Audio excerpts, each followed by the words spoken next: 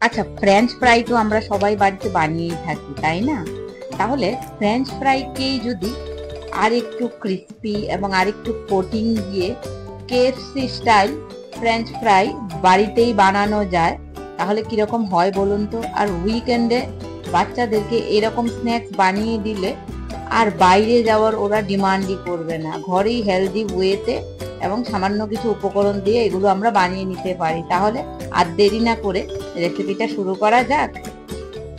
তার জন্য আমি দুটো বড় সাইজের আলুকে এইভাবে কাট করে নিয়েছি এবং এগুলোকে আমি জল দিয়ে ভালো করে ওয়াশ করে নেব এবং একটু ড্রাই করে নেব। তারপর একটা বাটিতে দিয়ে দেব 1 কাপ মতো ময়দা আর 2-3 চামচ মতো চালের গুঁড়ো মিশিয়ে আমি দিয়ে দিয়েছি। তারপর তাতে যাবে আদা রসুন বাটা, তারপর কাশ্মীরি লঙ্কা গুঁড়ো, একটু পেরি পেরি মশলা দিয়েছি আর একটু গরম মশলা পাউডার দিয়ে দেবেন তাতে।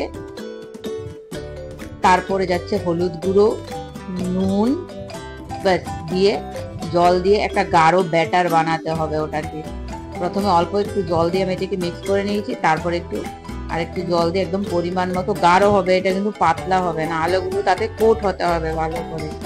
আর বন্ধুরা, আমার রেসিপিগুলো যদি আপনাদের ভালো লাগে, don't forget to like, share and subscribe the channel. অন্যদিকে আমি কিছুটা ময়দা নিয়ে নিয়েছি আর তাতে দিচ্ছি নুন আর লঙ্কা পাউডার, এটাতেও আমি কাশ্মীরি লঙ্কা গুঁড়ো দিয়েছি, দিয়ে একটু মিক্স করে দেবো এবং তাতে একটু হলুদ গুঁড়োও দিয়েছি। বাস, এটা আমাদের কোট করার জন্য একদম রেডি হয়ে গেছে। এখন আমি আলুর পিসগুলোকে একটা একটা করে এই ব্যাটারের মধ্যে ডুবিয়ে দেব এইভাবে। খুবই টেস্টি এবং ক্রিস্পি হয় এটা খেতে, ফ্রেঞ্চ ফ্রাই থেকে পুরো আলাদা। একবার ট্রাই করে দেখবেন, বাচ্চারা আপনার ফ্যান হয়ে যাবে একদম, আর বাইরে থেকে খাওয়ার এগুলো আর মনই করবে না একদম।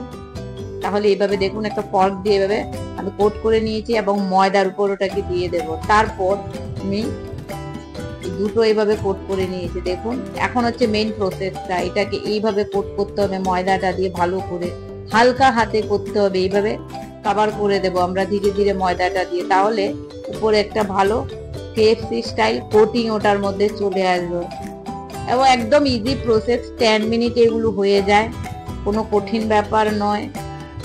এইভাবে দেখুন, আমি একটা একটা করে এইভাবে সবগুলোকে রেখে দেবো একটার পর একটা।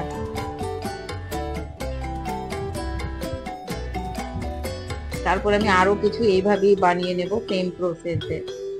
আর আপনারা কোথা থেকে আমার রেসিপিগুলো দেখছেন, কোন কান্ট্রি বা কোন স্টেট থেকে, আমাকে কমেন্টে জানাবেন প্লিজ, ভালো লাগবে, তাহলে বুঝতে পারবো আমার ভিডিওগুলো কোথায় কোথায় যাচ্ছে। এইভাবে সবগুলো আমি করে নেব, আর খুবই ইজি এবং কুইক একটা রেসিপি।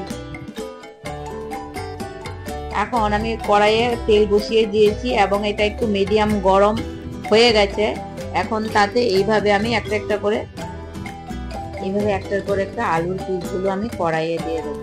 আর 5 থেকে 7 মিনিট কমসে কম ভাজা হতে একটু টাইম লাগবে। আর সঙ্গে সঙ্গে কিন্তু ওটাকে উল্টাবেন না হাতা দিয়ে, তাহলে ভেঙে যেতে পারে, একটু শক্ত হয়ে যাবে, কোটিং গুলো ভালো করে আলুর গায়ে লেগে যাবে। তারপরে এটাকে নাড়াচাড়া করা যাবে। আর দেখুন কি সুন্দর কালার আর কোটিং এসছে, পুরো দোকানের মতো, বোঝাই যাবে না এগুলো ঘরে বানানো। আর এটা সস, কাসুন্দি বা ডিপ যে কোনো কিছু দিয়ে আপনারা সার্ভ করতে পারেন। তাহলে eat healthy, stay healthy, take care and bye bye. আর দেখা হচ্ছে আরেকটা নতুন রেসিপি নিয়ে। Till then enjoy.